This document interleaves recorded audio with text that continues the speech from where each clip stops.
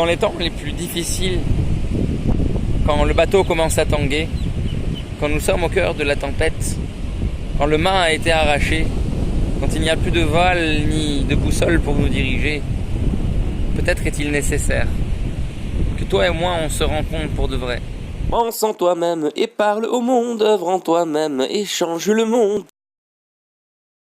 Salut les amis, est-ce que tu as déjà vécu, toi, ta famille, vous, ensemble, tous, des moments de conversation qui vous ramènent à l'essentiel?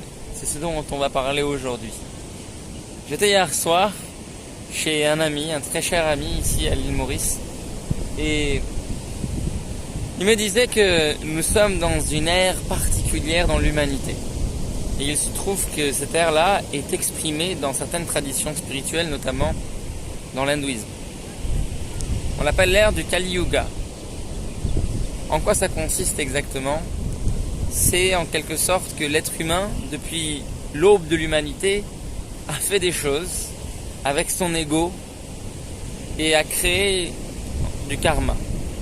Il a créé des enchaînements de cause à effet qui génèrent de la souffrance, qui génèrent de la division dans sa vie et dans le monde. Et tout ce qu'il a créé, s'est accumulé au fil du temps jusqu'à aujourd'hui. Et aujourd'hui, on se retrouve avec un goulet d'étranglement, un bouchon de karma, un bouchon de souffrance au niveau de toute la planète et de toute l'humanité. Et il se trouve que un seul être humain ne peut pas régler ça.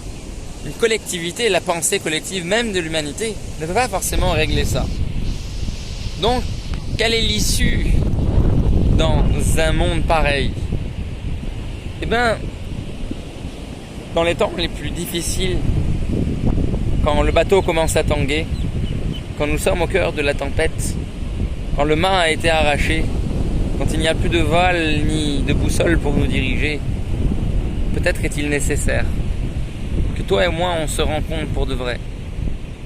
Que toi et moi on commence à s'aimer, à s'accorder, à se coordonner, à s'harmoniser, à se donner la main et à vivre ensemble. Maintenant. Car cette action-là pose la base la plus stable qui soit pour nous et toutes les générations futures, pour cette ère et toutes celles qui suivent. Pense en toi-même et parle au monde, œuvre en toi-même et change le monde. Peut-être es-tu l'individu dont les rires et les larmes fait naître l'enthousiasme.